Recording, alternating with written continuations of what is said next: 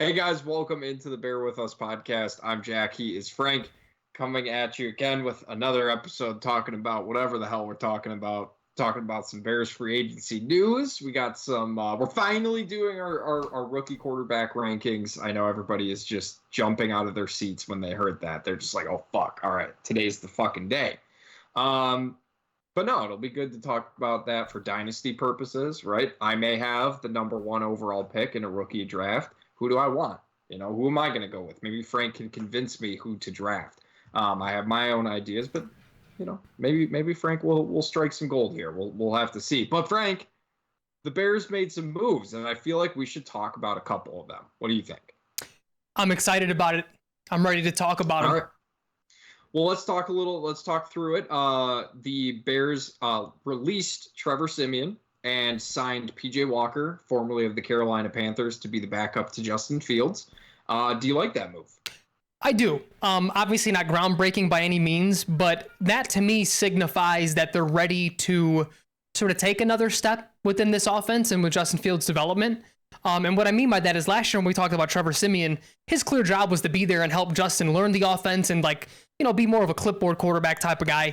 And I think for what it was, that's what he did. I think he helped Justin a lot. Justin talked a little bit about, the things that Trevor helped him on in the quarterback room and everything.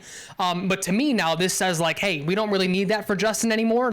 If he goes down, we have a guy with a similar skill set who obviously isn't as good as him, but we don't have to change the offense at all. We're going to continue to take these strides. So I liked it. I think philosophically speaking, I like when your backup has a similar skill set to your starter. We saw it with Lamar and Tyler Huntley last year. Lamar goes down. Tyler Huntley, again, he's not Lamar, but similar skill set, same offense. And they got to, continue to win a little bit, even with their backup quarterback. So I liked it. Again, not groundbreaking by any means, but do you have the same sentiment? Yeah, pretty much. The biggest difference, obviously, being that P.J. Walker is obviously not known for his rushing ability. He hasn't done it a whole lot when he's playing, but he did have a couple of nice games back there in Carolina where people were kind of looking at him like, do we got something here? And then they let him play a little bit more, and they're like, no, no, we don't. No, I think he's a solid backup. He can come in, make some throws, and obviously he has that connection with DJ Moore. It's kind of funny they brought in, half the number one highlight we've been seeing as Bears fans since the DJ Moore trade is that one bomb that he caught versus the Falcons. Yep, that insane catch. Quarterback who threw that is PJ Walker. So they kind of got both duos together. So not too much to say. Hopefully we don't have to see, hopefully we don't see literally any of PJ Walker this year. Yes, that'd be phenomenal. That would be ideal. But if something happens, kind of like last year, I'd feel comfortable with who the backup quarterback is. Just, it doesn't really matter because, again, what we talked about last year, Frank, with how this offense is going to develop, it's not going to change. Everything is going to go through Justin Fields. If he's not on the field, none of this really matters. I still think that sentiment can be carried over into year two, regardless of who they add on the offense in their draft or in, the rest of free agency, I guess. But I kind of have a feeling we've seen all those additions that we're probably going to see at this point, unless something crazy happens. Another couple signings, or let's start with the next big one here. Donta Foreman was signed as the running back, obviously from the Panthers as well. Had some really, really good games in the middle of the season. I thought he was probably going to be a little bit more effective for the Panthers early on, but then obviously the Christian McCaffrey trade happens and he ends up basically being their starting running back. Frank, do you like that signing to replace, obviously, David Montgomery going to the Lions, which I don't think we actually talked about either, Frank? I think we gotta talk about that a little bit. Yeah, we didn't. We didn't talk about that at all because it happened immediately after we recorded last week. I do like the Donta Foreman signing. He had a really good year with the Titans that year that Derrick Henry went down too. He had some really big games. I think anyone who's listened to this podcast long enough knows my stance on running backs. Unless you have an elite Christian McCaffrey, Alvin Kamara before he started to slow down a little bit, Adrian Peterson in his prime, they're all just sort of the same, especially now where it's look at some of the game tape from Donta Foreman, look at some of the game tape from David Montgomery. You get an average to an above average running back. It was really, what did David get with the Lions? Like $8 million a year or something like that, and they just signed Foreman to like 3 or 4. Like they got the same production, same type of thing for literally half the price. So it's, people, and arguably a more explosive player. I think he is more. I think he is more explosive. Yeah, I mean, there were a couple games last year. The very first game after the Christian McCaffrey trade, where him and Chuba Hubbard both went for over 100 yards, and some of those runs that he pulled off. The biggest critique to David Montgomery, the one thing that we praised him for though was that he did get his, he did get faster with as he trained in the NFL, but he still never had that like breakaway speed. And my biggest issue, and I guess I'm sort of combining the Montgomery thing too. My biggest issue with Montgomery was he seemed to want to dance a little bit too much, where it was like, sure, you just broke 3 tackles, but you gained a yard. Like, and then you would see the total opposite with Herbert, where, Khalil isn't necessarily the most shifty guy, but his vision is there. He hit the hole and he'd pick you up 8. And it's like, just give me the downhill stuff. And I feel like we get a lot of that from Foreman as well. He's a little more elusive than Herbert is, but that's a solid 1-2 punch. Are they going to be elite? No, probably not. But it's, again, unless you have a top of the line guy, and there's maybe a couple rookies from last year who have a chance to like be that special. Breece Hall, if he comes back from that injury. Ken Walker looked really good. But like the main thing is just like that explosion that David Montgomery never had. He would fight for the extra yard. He broke tackles well. But it was like when you looked at him, I feel like I always looked at him and I was like, man, if he can just sometimes hit the hole and go, he would be maybe like knocking on that elite level. But it's just that he never like quite, I don't know if it was a vision thing, I don't know if it was a speed thing, he never quite put all of that together. That's not to say he was a bad player. I actually just made a tweet that's buzzing off a little bit on Bears Twitter. They asked, I don't know if you saw it, Jack, they asked what was the opinion, the Bears opinion that would have you like this, and it was like all the swords at that dude, that like meme. And that's literally what I put. I put David Montgomery as an average NFL running back, and fans who are missing him are just typical Chicago fans falling in love with mediocre talent. Because that's what Chicago fans do. And that's what he was. Like, he was nothing more than ever. When did you ever look at him and be like, man, that's an elite running back? And this is a town that knows elite running backs. Thomas Jones, when he was here, fucking elite. Matt Forte, elite. Did Montgomery, and this sounds so bad like I'm shitting on him, but did David ever come close to those heights? He made some nice catches last year, and obviously his pass blocking was one of his biggest skill sets at the end of the year. But yes, I would argue that he was probably more like a poor man's Matt Forte, like a very poor man. Like he was very downgraded, but he did similar things, but sort of in the same vein where it's like, if Matt Forte had been just a little bit faster, straight line speed, he probably would be regarded as one of the better running backs in NFL history. He was a very good player for the Bears, and I think a lot of people liked him for he was kind of like Christian McCaffrey before Christian McCaffrey was a thing. That was kind of Matt Forte's big. I mean, he had 1,000-yard receiving season with the Bears.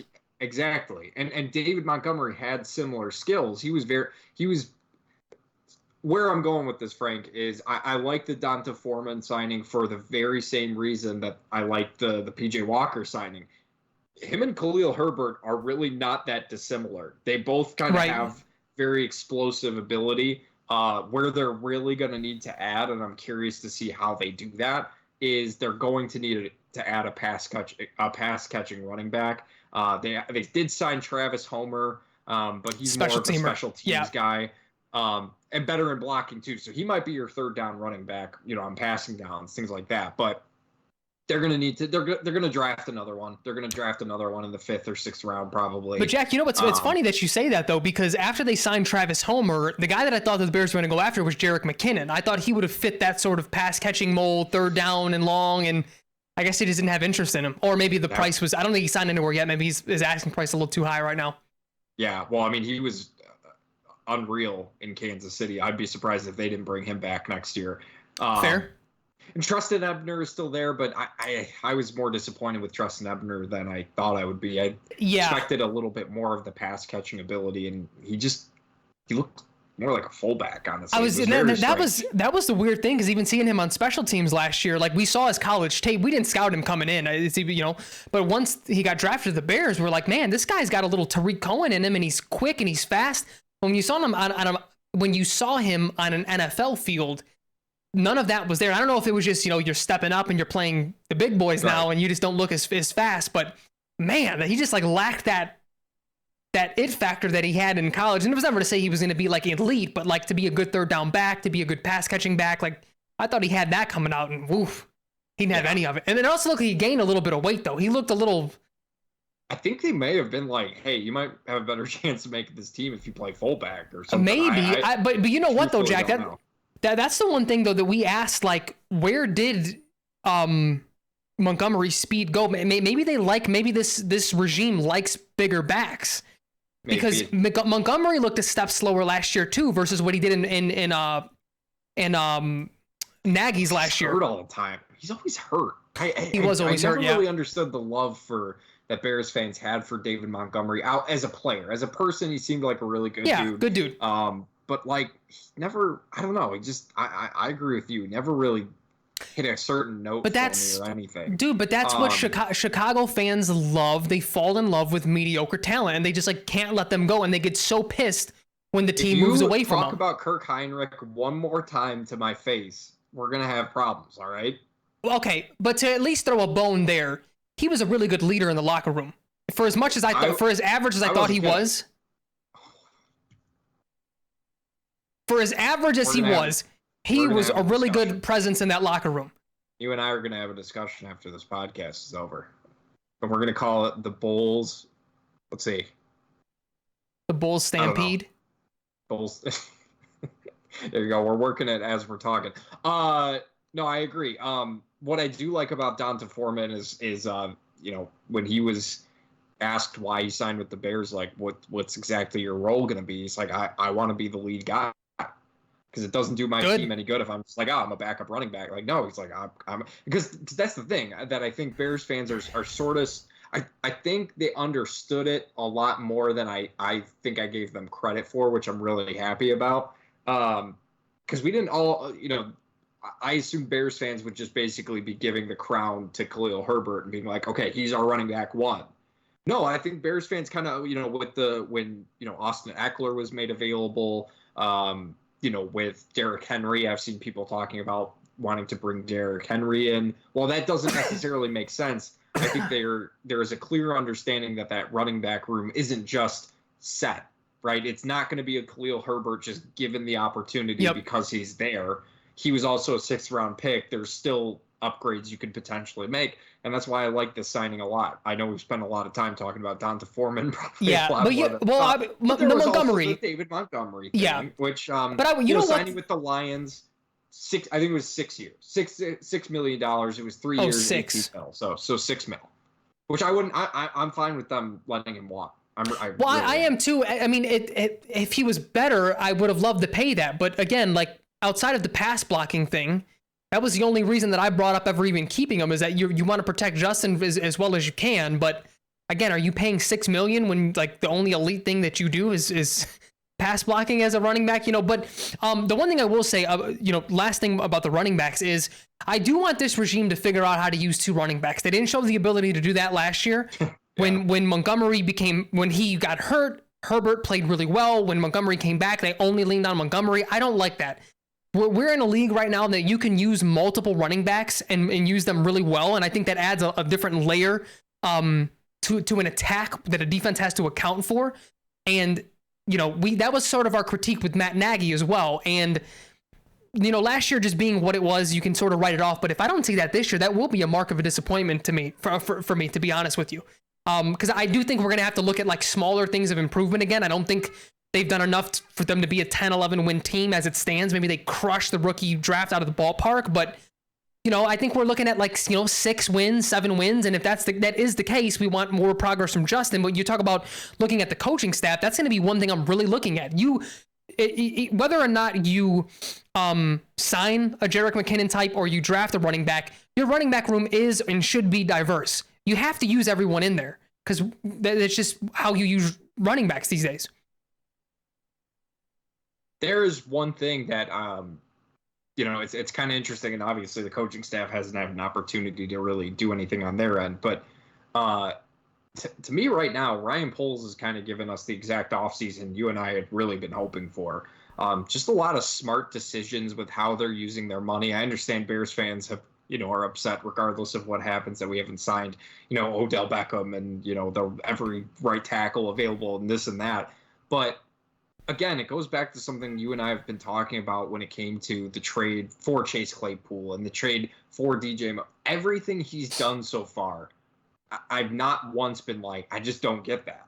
Whereas, like, previous regimes, that's all I kept finding myself asking that type of question.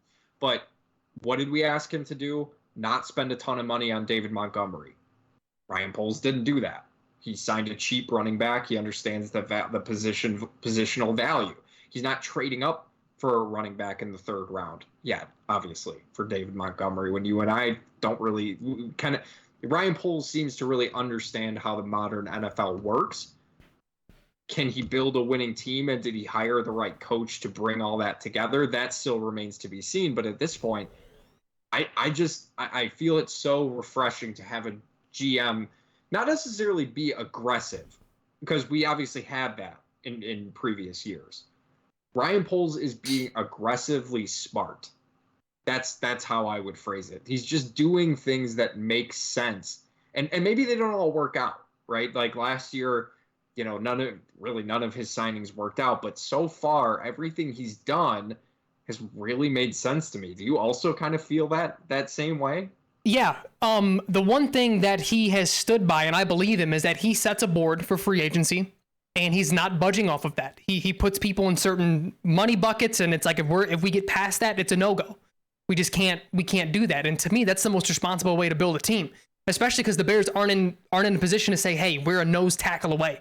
We're a this away from being a Super Bowl contender. When hopefully when that day comes, then you make a splash. You can make a reach or what. I mean, we saw it with, the Chiefs that, hey, we're running back. Let's go get Clyde Edwards-Helaire. Even though they picked the wrong running back, their mindset was, we're going to get the last piece that we need. You're usually never supposed to take a running back in the first, but we got it like that. The Bears don't got it like that right now. So everything matters. And that even goes down to, one of the things you said, fans getting really upset.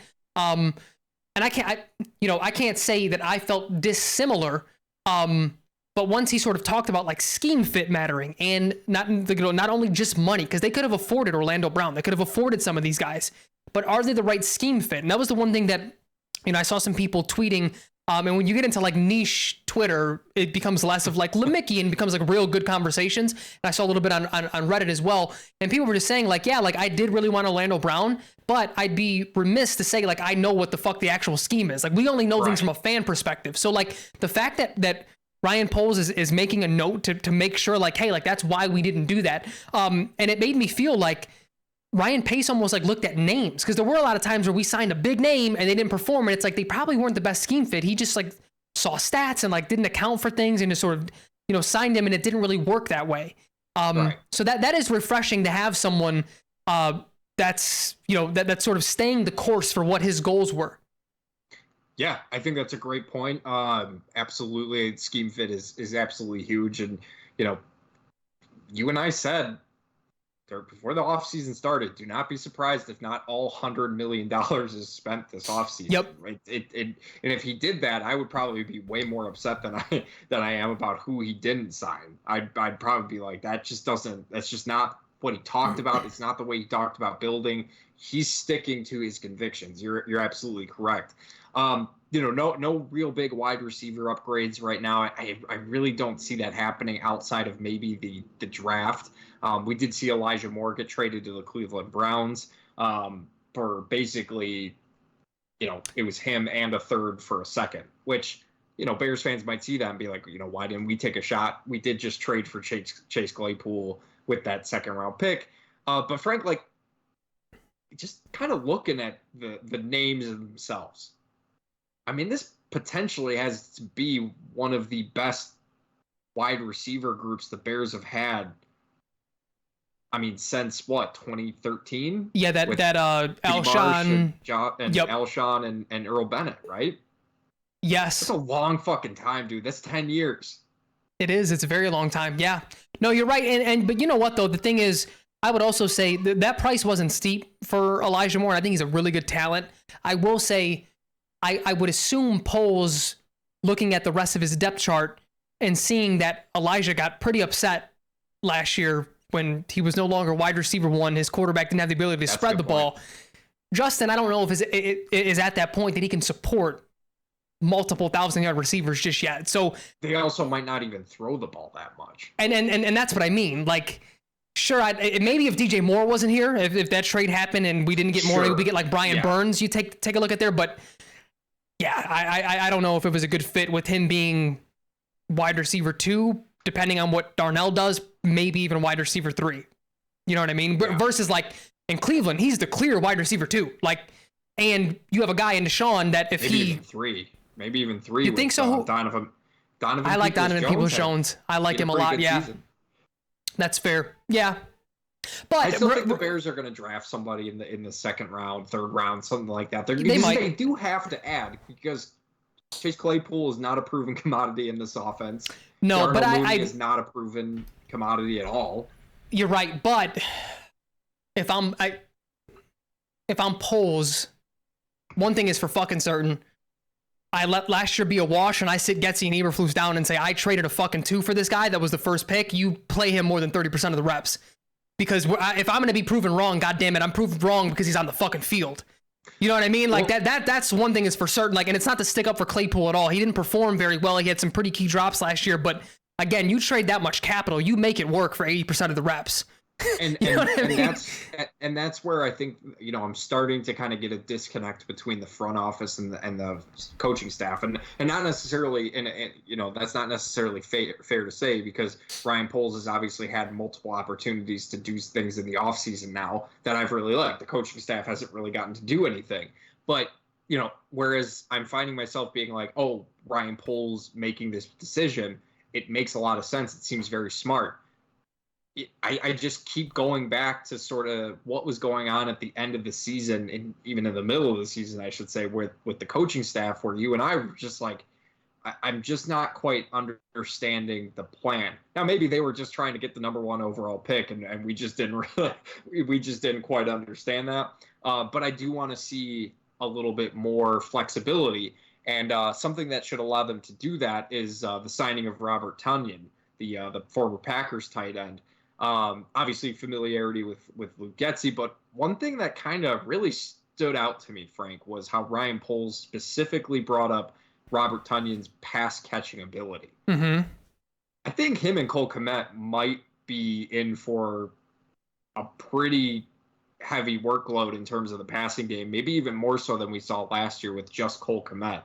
What do you think? You like the Tonyan signing? I really liked it. Who knows if it'll work out? It's a 1-year deal, but he's a really good red zone target. And I don't think we had much of that last year. Like, who was the guy? I mean, the first thing that comes to my mind is Justin Fields having to throw a perfect dart to 5'10" Darnell Mooney, who just doesn't have that type of ability, right? And like Chase Claypool just isn't that guy, unfortunately, even though he's, I mean, if you look at Chase Claypool, you would just think he's the best receiver in the league. Just he has the build for it. He's like 6'3", and he doesn't play that way. Kmet is starting to come along in that area, but I mean, Tonyan, I know he dealt with some health issues last year, but the year before that, he would just reel off games, 3 touchdowns, 2 touchdowns, $150 and a touch. Like, he was on the verge, it sort of, especially fantasy wise. I had him in a couple of leagues. I picked him off the waiver wise, and you're like, man, this dude may be something with Aaron Rodgers. And then obviously, like, Fields isn't at that height just yet, but that's a very good weapon to have in the red zone. So I don't forecast him having like 700, 800, 900 yards, but I think his biggest impact will be, within the 20. Do you feel the same? They need that, because you don't want to be throwing perfect balls to Ryan Griffin and then he just for some reason doesn't know where to go, and he turns and looks and gets his quarterback killed on Twitter again. But I just really like the commitment that Ryan Poles has made to getting weapons for Justin Fields, because we're seeing it now. This is all we were asking for from him in the offseason was if you're going to go with Justin Fields as your guy, which we both thought he should, then you need to surround him with the needed weapons. And I think this group already, we haven't even hit the draft yet, it's already significantly better. I mean, you think of the top 5 guys, and again, maybe this is why they didn't go with, trading for Elijah Moore as well. It's a great point you made. You think of DJ Moore, probably the Bears' best wide receiver in Bears history, which is pretty funny. Chase Claypool, Darnell Mooney, Cole Kmet, Robert Tonyan as your top 5 targets. You could do a lot worse. You could do a lot worse than Oh, that. yeah. I mean, we just had a lot worse last year. Absolutely. So, and Luke Getsy, kind of similar to what Matt Nagy had said. We'll see if Luke Getsy can maybe pull it off a little bit more effectively. He kind of talked about how the Bears offense really goes through the tight ends. We saw that in the run game, especially. We saw that in the pass game with some of those gigantic games that Cole Kmet had. Now you want to see more of that option, more of those opportunities, and you're just kind of seeing how the Bears are really starting to build. It's not the Dalton Schultz signing, which I probably would have preferred. That's maybe the only difference. Yeah. However, I would argue that Robert Tonyan is probably a better red zone target than Dalton Schultz is. I think Schultz and Kmet command the same type of 20 to 20 middle of the field type of targets. And then Tonyan comes in and is that red zone guy. Maybe Mike Gesicki. Maybe I would have maybe considered Gesicki a little bit more, but here's the thing of the offense from Getsy. But I also think they still have faith in Kmet to take another step, and those guys, in my opinion, I think Gesicki and Dalton Schultz are better than Cole Kmet, and maybe they just feel like they couldn't carve out or they just have faith that he's that dude and they don't want to pay someone more than him to then take his reps, which I'm not super mad about, because unless you're Travis Kelce or Mark Andrews, I'm not going to be all too concerned about paying top tier money for the tight end position. Right. Yeah, and even then, you would want to do that with homegrown talent. Right. Agree. No big movement on the offensive line.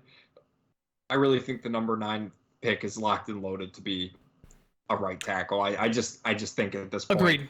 With the lack of moves they've made towards the offensive line, I just think that makes the most sense. I saw a projected depth chart from The Athletic today where it was Kevin Fishbane and Adam Johns, and they have it listed at thus far. Left tackle, Braxton Jones. Left guard, Tevin Jenkins. Wonder what podcast talked about that. Center, Cody Whitehair.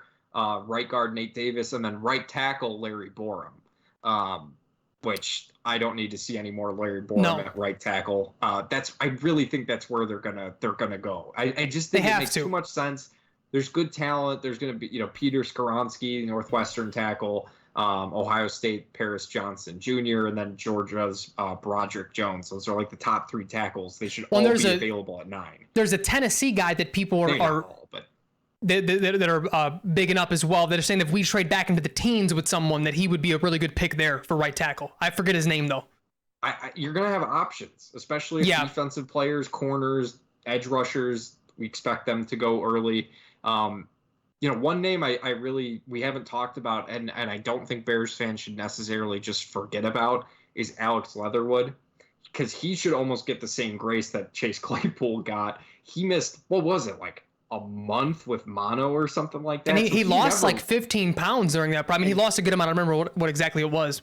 Exactly. So he was a first round pick. He might get more opportunities than we think to at least be a swing tackle. But I think I'm locking my pick in as right tackle. Oh, I agree. I totally agree. It wouldn't completely shock me if they go Najiba, but I may break my TV if we draft a corner. I'm serious. Yeah, that's a conversation for another day. We'll talk about it. Are we going to talk about the last thing, the defensive tackle? Yeah. Andrew Billings, the one technique tackle, big guy, big giant gang man. He's fucking huge. Ted Washington. Yeah, I mean, listen, the Bears still really need to add on the defensive line. That edge group does not look all that great right now. So just on, let's see, March 22nd. I'm dating this episode. March 22nd. This is how I'm predicting the Bears draft goes. No trades or anything, because I don't want to get too far in the weeds here. But I think they're going to go right tackle, defensive line, wide receiver. I think those are going to be their first 3 picks in that order. I think that makes the most sense. Oof, I am going to go offensive tackle. And then those second round picks, I think one will be a center and one will be a wide receiver. Okay.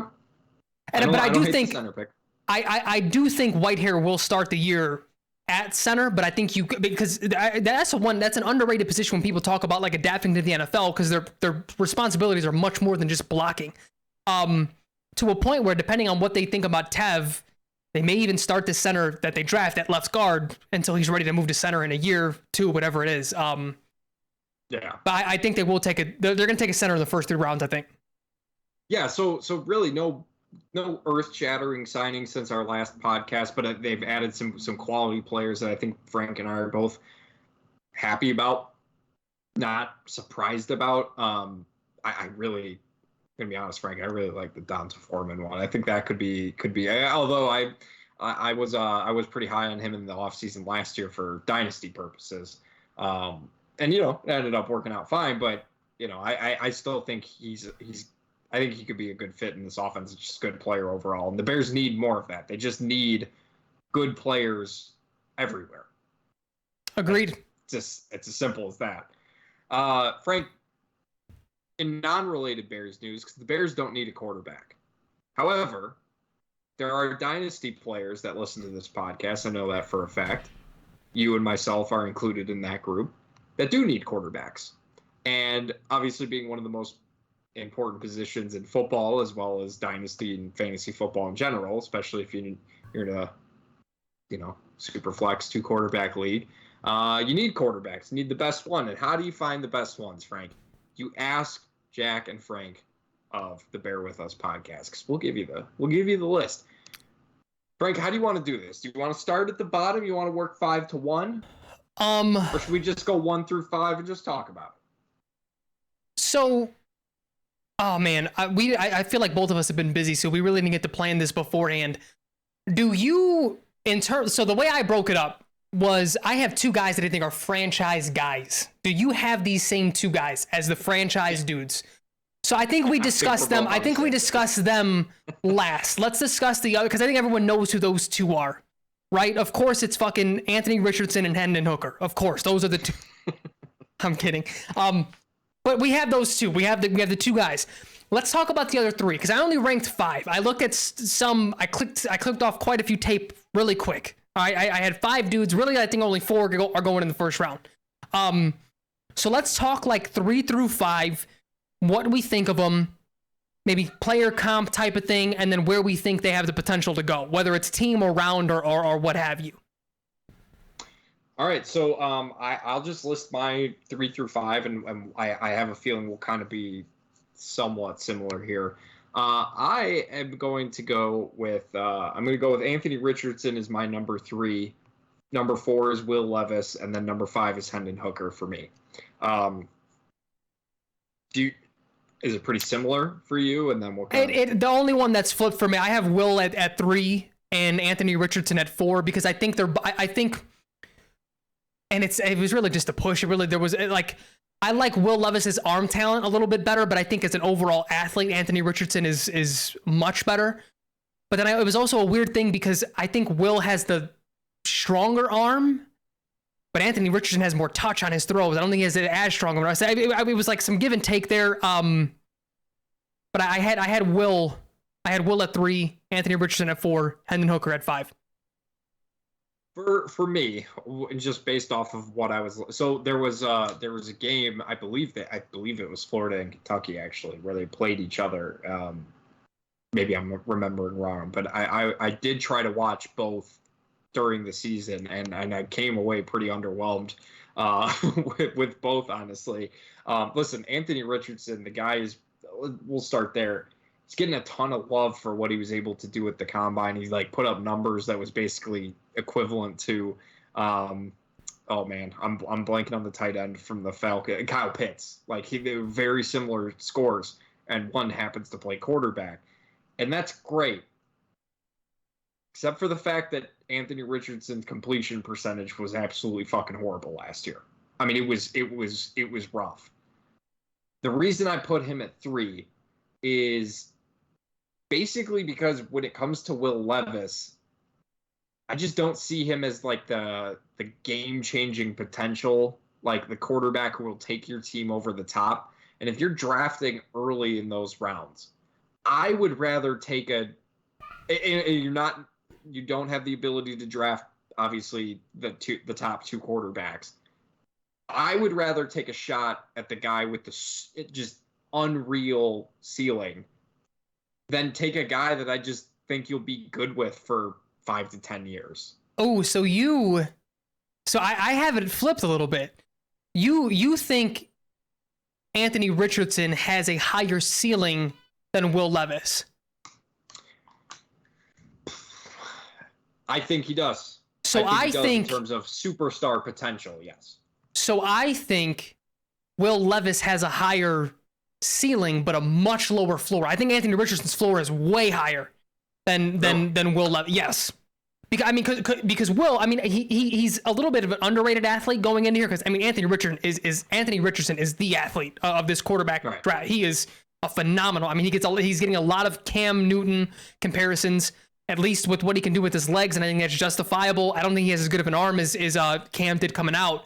But Will, to me, I know he had a turnover problem in college, especially his last year. Had he come out the year before, then I'm not really as up to date with like eligibility. I don't know if he could, but I know he had a much better year before then.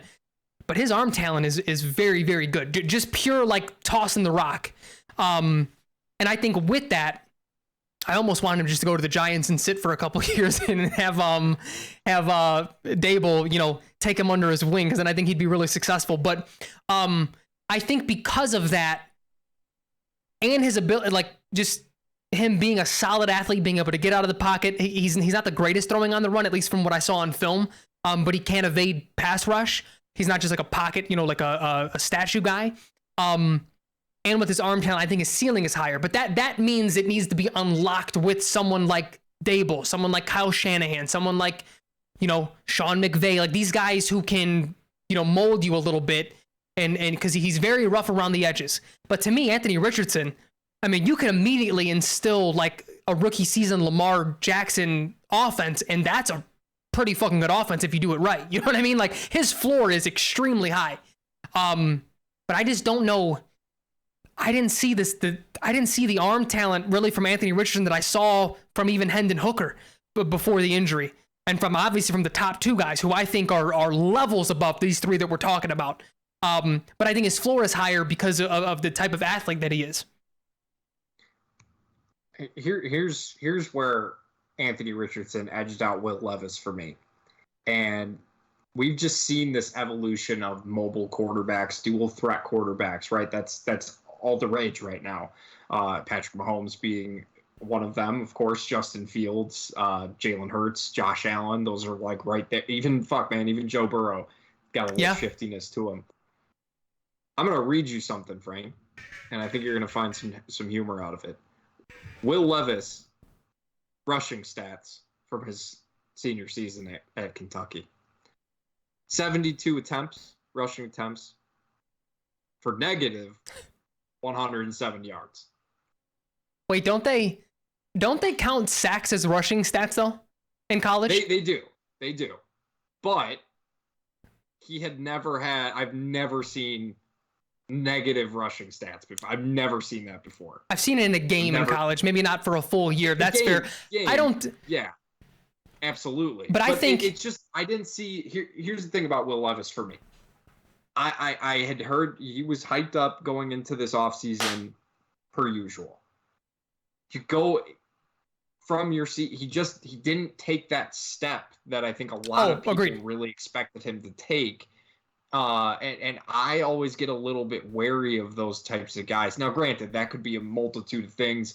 What were his weapons? What was his offensive line like? How good was the coaching? Things like that. But there were some expectations on Kentucky. And you think about sort of, I don't want to fall into the trap that a lot of people fell into when it came to Zach Wilson. So what I've been doing with a lot of these guys is kind of looking at their game logs, and granted, game logs do not tell the whole story. But man, you look at just some of the teams he struggled against. Tennessee, which was a really good team. He put up 98 passing yards, 0 touchdowns, 3 interceptions. When he played Georgia, obviously one of the best teams in the country, 206 yards, 1 touchdown, 1 interception. Like, there just was nothing from his senior season that really kind of stood out to me. And granted, talent, skills, that stuff's all great to have. But, like, he just didn't really dominate any of the games except for Northern Illinois. Like, that was his best game of the year, arguably. Maybe you could argue Missouri. But I don't know. For me, there's just I just didn't see a whole lot of wow factor to him, whereas Anthony Richardson, obviously, you see that from him. And granted, his passing game has ways to go. I think drafting him 3rd overall, if that did happen, like the Raiders trade up or something like that, he's probably closer to Malik Willis than I think a lot of people realize in terms of passing ability. Anthony Richardson? Anthony Richardson. They're really blowing his athletic score. Like, it's getting way too much notice. And granted, I've never seen an athletic quarterback like that before. It is impressive, but it's the throwing ability. You can see him making some of the throws, but a lot of those are guys making plays if you really watch the tape. So, yep. I don't know. I if it were me, I'd be drafting for just pure talent at that point. I would choose Anthony Richardson just because you might get a really, really good player as opposed to getting just a good quarterback like a Kirk Cousins, which isn't bad to have, but you can see how well that's worked for the then Redskins and now Minnesota Vikings. Yeah. And I think that's just a difference. Well, I don't even think we disagree. I just think we flip them because I think we're saying the same thing, but we just value maybe a little bit something different in this ranking. I like Levis's arm talent way, but if pure arm talent, again, just throwing the ball, he's probably number 1 in this class because he has a fucking phenomenal arm.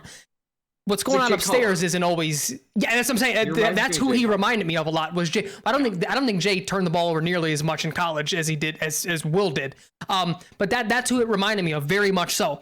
So the last guy, really quick, Hendon Hooker, I think it sucks that he tore his ACL, especially because he's 25, but if he can stay healthy, he has a pretty high floor to me. I went back and watched his film. I mean, it gave me like Jimmy G, Alex Smith, make the right throws. Tennessee, I don't always know like how much their quarterbacks have to go through reads, because it did seem like a lot of one read, and he's not the most athletic guy. But he put the ball right on the money, right where it needed to be. I think if he stood healthy, he may have been like a late first rounder or an early second rounder. With the injury, you're probably thinking like 4th or 5th, type of guy. But I think he's like, I watched a little bit of all their interviews and things, and Hendon's a smart dude, man. Like, he could be one of those dudes that's like in his 15th year, like, and like 13 of them are a backup, like just because he has that high of an IQ, or maybe his like skill wise doesn't pan out, or injury wise, whatever happens with the knee. But yeah, he gave me like Jimmy G vibes, and I liked what I saw out of him. Yeah, the NFL draft profile, they compared him to Desmond Ridder of last year, and I like to look at those comparisons, not necessarily to make my determination, but give me an idea of sort of what type of game I should be looking for. And you look at the stats, dude, like, he does not turn the ball over. The last 2 seasons at Tennessee, he threw 3 interceptions and then 2 interceptions. That's what I mean. Year. That's why he gave me that vibe. 27 touchdowns, 30 touchdowns. Yeah, I mean, like Andy Dalton type of thing. Floor is the ceiling. Yeah. I mean, you just hope that a lot of that can translate. Tennessee's offense, it's a little bit more free. It's a little bit more open. I'm curious if the Bears maybe could target their offensive coordinator if Luke Getsy decides to leave. But like, you look at the completion percentage, it's like 68 plus. Like, he had some phenomenal seasons at Tennessee, like really damn good, really impressive stuff, and made that team. Fuck, man, like, if he makes it to the 4th round, I don't think I'd be all that upset if the Bears drafted him in the 4th round to be their backup. I don't really think I'd be all that upset about it. No, same. I mean, I think we said this maybe off stream, but drafting a quarterback 4th, 5th, 6th round almost every year. That's a good way to ensure that if your starter goes down, you got someone that's that knows the system, that's being molded for the system. So yeah, absolutely. Then you can trade him for picks. Do you? Yeah, that's true too. Do you have landing spots? The only one I don't is for Hendon. I don't know where he's going to go, but I do have landing spots for Will and Anthony Richardson. Yeah, for the three we just talked about, I have Anthony Richardson going to the Raiders because I just think that makes way too much sense. Will Levis, I have him going to the Colts because I think the Colts might be a little screwed here. And granted, I think they'd probably want a more mobile quarterback, just based off of Shane Steichen's offense and sort of how that worked with Jalen Hurts. But Anthony Richardson might not be there, so I based off of how I rank them. And then I have Hendon Hooker going to Tampa Bay because I can see that. They need a quarterback. They really need a quarterback. He can sit behind Baker. He can sit behind Kyle Trask, get healthy, all that good stuff, and then maybe they give him an opportunity to start next, the year after, if depending on what they're looking to do with that whole rebuild. I'll stick with that because I didn't really know where Hendon. Once you get past the first round, it's quarterbacks can sort of go anywhere. Right. So I like this. I have very different opinions than you here, and I don't think the Colts are all that screwed. I think Will Levis is going to the Titans, because I do think they're going to take a quarterback. And I have Anthony Richardson. This is more of a want than maybe what I really think. I let my biasness get in here. I got Anthony Richardson going to the Seahawks, man. I think he sits a year because he is the one.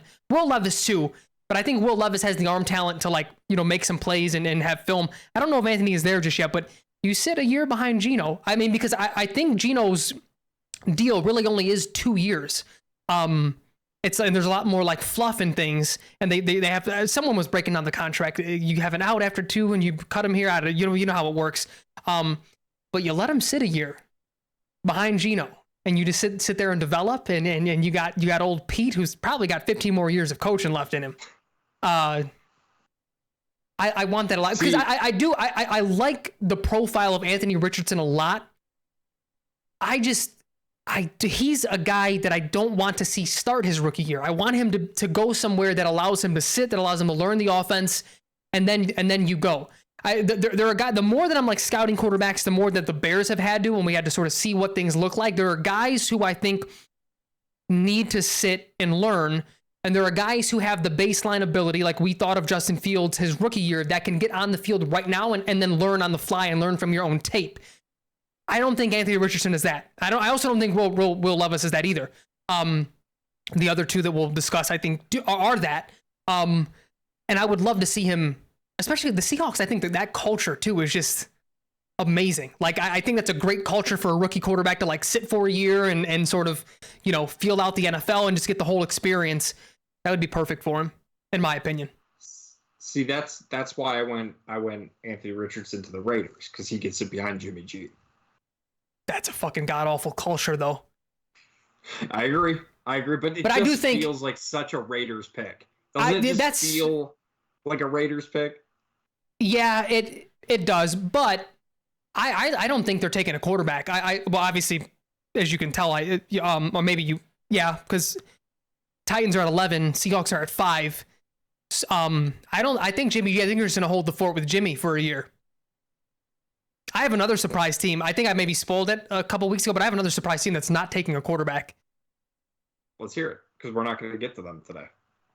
No, it has to do with these top two. Let's dig in. Does. Who do you have at 1, and who do you have at 2? I have CJ Stroud as my number 1 quarterback over Bryce Young, and the reason for that is I just think right now, as a passer, I think CJ Stroud is much more consistent and much more accurate. It's going to come down to scheme fit. It's going to come down to who the Panthers feel will be a better fit for their offense. But kind of understanding how Frank Reich has handled quarterbacks in the past in his time with Indianapolis, he definitely prefers the route of accuracy over the special traits almost.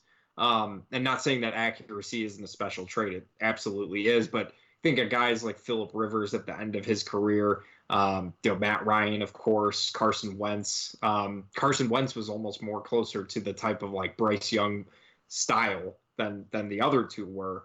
But I just think every time I watch, you just that game against Georgia, that championship game, CJ Stroud showed me a little something that really impressed me. He's got really good size. You don't have any of those types of concerns with him. I think Bryce may have the higher ceiling. He kind of has a little Mahomes to his game, a little Kyler Murray. But I think CJ Stroud is going to be a very good quarterback, and you're probably not going to have the same durability concerns down the road that you might with Bryce Young. So I think that, obviously Bryce Young is my number 2. Yeah, and I'll then touch on Bryce Young since you talk. Everything you said about CJ, I agree with. I loved his tape. He just looks like a prototypical quarterback. I mean, you see him in pads, you see him. He just looks like a quarterback. Bryce Young was my number 1. I had Young at number 1, CJ Stroud at number 2. Very slim margin. To be honest with you, Jack, the only cons that I saw once I stopped watching tape and started looking at other people were literally just his size. If they were the same size, Bryce Young would be, he would be like in the Trevor Lawrence tier. I think that's how good of a talent that he is. He can make all the throws, just like you said. He has that like Kyler Murray sort of athleticism. He has that Mahomes ability to stretch the field, even though I think he's probably a better runner than Mahomes was. Or is, but it was, even though I had him at 1, it was really hard for me to like shake, like what short quarterback have we ever really seen succeed? Drew Brees was one of them. Russ was one of them, but that's like an asterisk next to it, because that system that they built for him there was getting him out of the pocket nonstop. Not to say that doesn't work, but like that's what you have to do with these shorter guys, is move the pocket all the time. You know, that almost like takes away the short passing game a lot of time. When you try to do the quick 3-step drop backs, we've seen it with Baker, they get knocked down 40% of the time, or whatever number it's going to be with shorter quarterbacks. But you can't fucking deny what that kid can do with his legs and with his arm. Some of these throws he's making, dude, are nuts. You just like, to a point where I'm just like, man, like, just grow like 3 more inches, dude. And like, no one's even having this debate anymore. But if I can quickly touch on CJ Stroud, because the only thing that his tape annoyed me, because I think he's a much better athlete than what he showed. Like it reminded me a lot of Justin Fields at Ohio State. Like, he's making it a point to stay in the pocket and make these throws. But then there's these highlights where I'm seeing him run, I'm seeing him scramble. I'm like, dude, you are a fucking athlete, dude. Like, own it a little bit. Like you, but I do feel like there's a long line of that, especially with black quarterbacks, of like, you have to prove that you're a passer in college, and you know, some of them don't always lean into the athleticism side of it because it's looked at as a knock on them. But Stroud annoyed me a tad bit because, again, I think we're gonna see the same thing when he's a pro as Justin Fields, where it's like, holy shit, like this guy can run like this? That this guy can, like, you can draw up runs and like RPOs and he can like bust off a 60-yard run. Like, he has that, I think. But there's a little bit of irony in my ranking though, Jack, because I ranked Bryce Young higher, but I do think Stroud's going to go number 1. There's been a lot of smoke with Stroud going to Carolina. I think we're on our way to seeing that. I got Bryce Young going 4 to the Colts. I think, I don't think the Texans are taking a quarterback this year, dude. There's a lot of smoke of the Caleb Williams thing for next year. And listen, you hire a defensive guy. Will Anderson is there. Will Anderson's a generational talent to a lot of scouts, to a lot of people. You have him there to solidify that edge for 10, 15 years with the defensive coach. And then you go out and win 2-3 ball games next year. You're in the hunt for maybe because I know this happens every single year. Oh, next quarterback class. Right. But I don't know if Stroud goes number one, I don't know if you can trust Bryce Young if you're the Texans because of the size limitations to say like, here's the guy that we can build around. You know what I mean? And obviously if Stroud goes number one, I'm not taking Levis or Richardson at 2. I think that's out of the question. I think next year, from what I'm hearing now, 1 through 3 seem to be really, really good. But again, that can change. From year to year. But that was my surprise. I don't think the Texans are going quarterback. You think about how they've built in the past and how they've won in the past. Mario Williams, obviously, J.J. Watt. They drafted Davion Clowney, hoping he would be that type of pass rusher. So honestly, Will Anderson to the Texans, I think it would surprise a lot more people than it necessarily would for me. I'd still think they're going to go quarterback just based off of the signings they made in free agency. Like if they had got Baker or Jimmy G, something like that, I would probably agree with you a little bit more. I still think they're probably going to go quarterback. It just depends on who they like. If they, like CJ Stroud more than Bryce Young, maybe they don't. I think that would make sense. Or if they just think Will Anderson is like the most special player you can possibly get, then sure. For me with Bryce Young, I think it's not so much the size that has me concerned. It's more about how you phrased it, the limitations that come with that. And I know that sounds like I'm contradicting myself, but the size that he has, I think leads to a lot of escapability. Like you just watch some of the highlight plays he makes, and it's like he understands the pocket. He understands where he should move in the pocket, how to get himself open, but also how to extend plays. And you love to see that in the NFL, especially this style of NFL. And for a guy who is a little bit smaller, you do want him to be able to read that defense and extend those plays and limit the amount of hits he's taking. But I just you watch on some of the throws, and granted this is with any quarterback, but just see a lot of max effort throws where he's trying to get it down the field, and it looks like he's just trying with all his might to get the ball into a certain spot. And that's really where the accuracy thing comes in for me. And CJ Stroud, you look at his numbers, he's just a really impressive quarterback. There were a couple times this year, and I know he had been hurt. I know Bryce Young had gotten hurt. But again, that kind of proves my point even a little bit more. He didn't play that well this year. He kind of took a step back than he did last year, which I don't really like to see. But CJ Stroud, I think, has just been so consistent. I just don't see how you go a different quarterback at this point than CJ Stroud. I think he's just your prototypical starting quarterback. And he is. You're right. He's a lot more athletic than he shows off. And I just like his arm talent. I think he has the most consistent delivery. And again, just accuracy is the name of the game. And I just think he's by far and away the most accurate. Plus, he loves Justin Fields, and he gave him that shout out. So maybe that had something to do with it too, Frank. Maybe. Yeah. But all in all, what I've done, the more that we've done this scouting for the podcast, when we've been in dynasty leagues and everything, I sort of break it up into here are the guys who I think are franchise guys. These are the 2. I can see teams building around them. I can see successful systems being built with them, successful offenses being built around them. These other guys, I don't know if it's going to get there. It could, but it's going to take a lot more development than what these two need. And Frank, I think that leads into a much larger discussion that we can save for another day. But I think this is one of the key points that I really think needs to be made for any Bears fan who maybe thought the Bears were going to go in a different direction, or maybe hoping they would draft one of these quarterbacks. There are no guarantees, man. I mean, you think about the hype that was coming in last year about this draft class, especially compared to the 2022 quarterback draft class.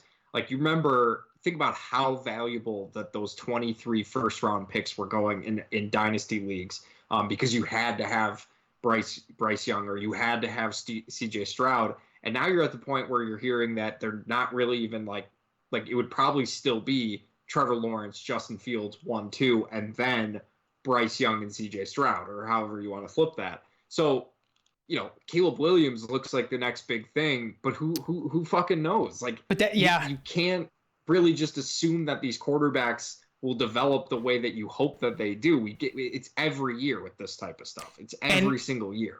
Jack, if you remember, Christian Hackenberg was another one of those. He decided to go back, and everyone's like, it doesn't matter. He was going to be the number one pick or a first round pick. What was it, his junior year or whatever? And then he decided to go back and just completely ruined that draft stock, and he wound up not being very good in the NFL. But shit happens, man. And that's what, like, that's the other thing too, is even the surefire thing, Trevor Lawrence.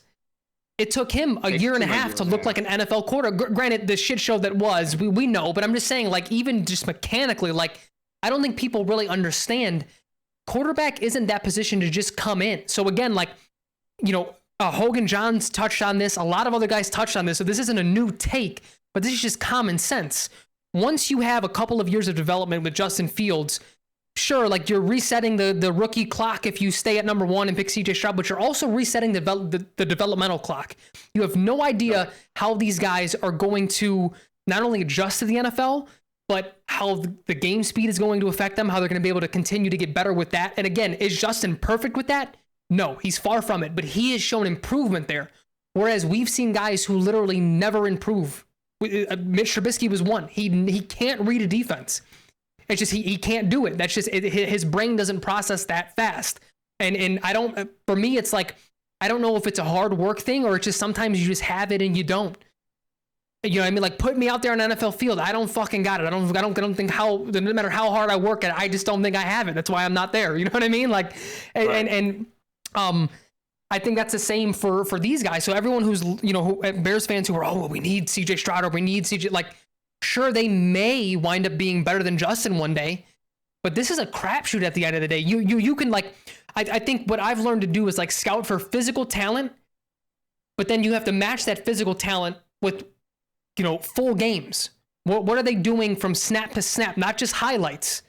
There's free YouTube channels out here. It might be illegal actually, but that I found that show full games, and it's just snap to snap. They're cutting out the in between and just showing you throw by throw. And when you see the inconsistencies, you see the the mechanical issues that some of them have. Feet aren't always agreeing with the shoulders and the arm, and that's when you put it all together. But again, if you just look at someone's highlight tape, if you just saw someone just throwing the football, Will Levis would be the number one prospect, and it wouldn't be close, right? But that's not all that matters in this process. Like, all of this matters, and development in the NFL once they're drafted matters even more than anything else, because they have a lot to learn at the NFL level. And Justin has 2 years of learning that, and we've seen nothing but improvement since day one. Exactly. No, I think that's a really good point. We haven't really had that situation where you've kind of seen a step back and you're like, hey, okay, well, he was doing that last year. What happened? Yeah. And granted, there's still a ton of time to go, but I don't know, man. You just watch some of the things that this quarterback class is much more interesting than last year's. No doubt about that. Last year's was a barren wasteland. You gave me a lot of shit for picking Kenny Pickett as my number one quarterback. I'm just throwing that out there. You gave me a lot of shit, Frank, because of the pigmentation of his skin color. And you thought I was picking him for nefarious reasons. So, we'll see. I like you were kind of saying, all jokes aside, CJ Stroud and Bryce Young are not that far apart. CJ Stroud just gives me a little bit more something. And again, the size concerns, you kind of look at how Kyler Murray's career has kind of gone. And I'm not saying Bryce Young is Kyler Murray will have the same sort of issues, off the field in terms of studying and understanding play concepts and things being like that. Being addicted to video games. Yeah, the Call of Duty drops, things like that. That's a whole other conversation. I don't think Bryce Young is that. Maybe he is. We don't really know. Yeah. These teams know though. But you just kind of look at the wear and tear of Kyler Murray and sort of where his career has gone, and now he's the size concerns were real. Even Baker, someone who's not nearly as mobile as these guys, these smaller guys. You have 300-pound men landing on you. So you look at someone like Justin, who's 6'3", 240. That still hurts, but it doesn't hurt as much as when you're. I mean, let's keep it honest here. Bryce Young is my size. He's fucking 5'8", $160. No one can convince me any different. Okay. But again, his arm. I love him as a talent. I just want him to, if he's a little bit taller. I know. But I know that, and that's the thing. Like, you see the true I think he'll be a very good quarterback. I just don't know for how long. And if I'm picking number one, I would probably lean towards the more safe route. There's a reason you're drafted number one. But again, you just watch that game against Georgia, dude. Like, it gives me such like Justin Fields versus Clemson vibes. And, I know. I know. That's the thing. Like, some really impressive shit, man. Well, that's why I think me and you both agree that his ceiling is higher. Because I do think, granted, CJ maybe is a better athlete than he showed. Bryce showed us. I mean, he sort of showed his athleticism a lot. You know what I mean? Like, yeah. So he's the modern quarterback. He just is. He's size limited. Well, that's what's interesting about these two quarterbacks is like they're kind of almost reversed. Like Bryce plays like he has the size of CJ Stroud and the athleticism. But CJ Stroud plays like he should be playing from the pocket more. Like, he is way more of a pocket passer than I think people realize, which is just really fascinating to me. I agree. But I mean, those are the two guys. I don't think that's a surprise to anybody. I think, honestly, I have a really big gap between them and the next, the next three and any other quarterback that. I agree. I don't think you're not really getting a safe pick, which is why I'm glad the Bears traded when they did. Because, the longer this draft process takes, the more you're able to convince yourself, like, do we really need to trade up, for one of these guys? Things could pop up way more. So, I think this quarterback class is definitely more interesting. I think there will be some really good players that come out of this. I just think it depends on where teams go in terms of dynasty. Like just for example, Frank, we'll kind of, we'll be able to cut it here. Is there any team that like could draft one of these guys at this point where you would convince you to bump up your stock a little bit more? So, does the Panthers drafting CJ Stroud make any sort of difference to you versus the Raiders draft him, or anything like that? Obviously, there's an obvious answer there, but I'm curious if there's anyone that gets drafted by a certain team that you'll be like, okay, maybe that pushes them up a little bit in my rankings. Pushes them up? Yeah. Or pushes them down, however you want. I look at it more of like pushing it down, because the two teams that I would absolutely avoid would be the Raiders and the Texans. They draft a quarterback. They're dynasty-wise, I'm not touching them. You're out. Oh, 100%. Those Even are with Devontae Adams, though. Yeah, I mean, because all it takes for a wide receiver to have a really good year is 1,700 yards. If your quarterback throws for 1,700 yards, it's a pretty bad season there. That's a good point. I think the Panthers are not a bad option for a player to get drafted to. You look at sort of the Texans and kind of where they're at in terms of their depth chart. It's not even that. We're talking dynasty. I don't have faith that they can build a team. I mean, they have been treacherous. Nico Collins, Noah Brown, and Robert Woods are their top three wide receivers. That's fucking gross. They do have John Mechie, who people really like. Oh yeah, he's coming back from. I think he's fully recovered from cancer. Yeah, good on him. He's good. I liked him as a prospect. I drafted him in quite a few leagues in the second round. Speedster. Yeah. The Colts have some good weapons. If CJ Stroud makes it to the Colts, that would be an interesting option. Yeah, the Colts.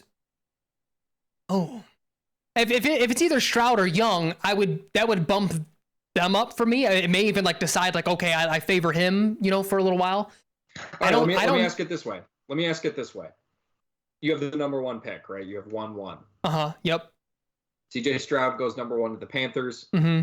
Or excuse me, Bryce Young goes number one to the Panthers. Like you put him at the top of your rankings. Mm-hmm. That'd be your preferred quarterback. CJ Stroud goes to the Colts. Yep. Does that make you go CJ Stroud over Bryce Young? Because I think that's a lot of questions people are going to be having in this dynasty draft. Probably, yeah. You think so? Probably, yeah. But but I very seldom pick quarterbacks, even in Superflex.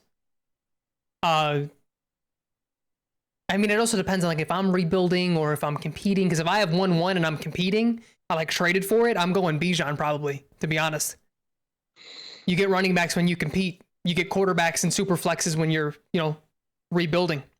What about when your running backs get a third of the points they get in other leagues? Yeah, that league can suck my dick. No, that's a conversation for another day. But we're going to take a look at wide receivers, running backs, probably the tight ends as well. I know how much Frank loves talking about tight ends in Dynasty. So, but there's a couple good ones though this year. I do think, yeah. There are, and obviously we'll update you guys with any Bears news that comes through. Getting closer to the draft, Frank. Getting very, very close here. So that'll be exciting. We appreciate you guys listening as always. This has been the Bear With Us podcast. I'm Jack. He's Frank. Thank you guys so much. We'll talk to you next week. Later, Jackie. Later, everybody.